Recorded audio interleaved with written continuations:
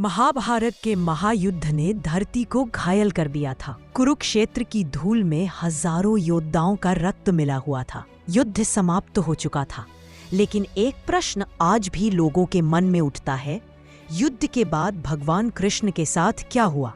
आज हम आपको कृष्ण के अंतिम दिनों की वह कथा सुनाएंगे जो जितनी रहस्यमयी है उतनी ही हृदय को छू जाती है।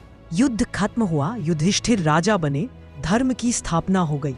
लेकिन कृष्ण जानते थे, युद्ध ने यदुवंश के भीतर भी एक खतरनाक आग जला दी थी।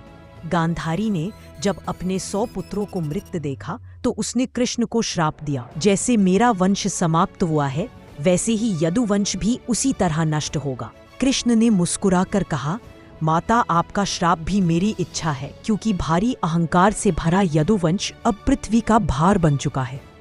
कृष्ण जानते थे कि अब धरती का भार हल्का करने का अंतिम चरण शुरू हो चुका है।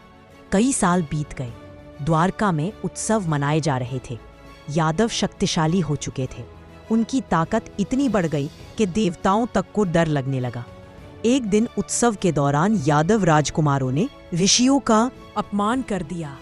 ऋषियों ने श्राप दिया, यदुवंश आपसी कलह में ही नष्ट हो जाएगा। और यही वह बिंदु था जहां कृष्ण समझ गए कि समय आ चुका है। कृष्ण ने अपने परिवार को समुद्र तट पर शराब पीते झगड़ते देखा। अहंकार चरम पर था, भाई भाई से लड़ रहा था।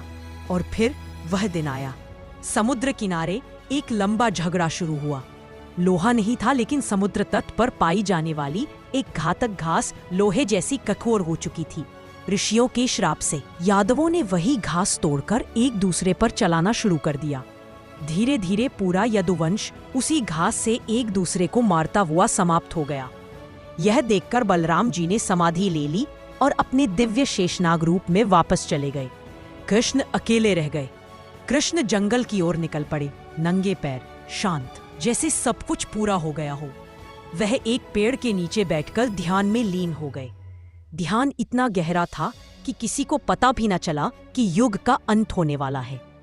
तभी एक शिकारी जरा झाड़ियों में कुछ हरकत देखता है। उसे लगता है कि कोई हिरन है। वह अपना तीर चलाता है और वह तीर कृष्ण के पैर में लग जाता है और कृष्ण अपने लोक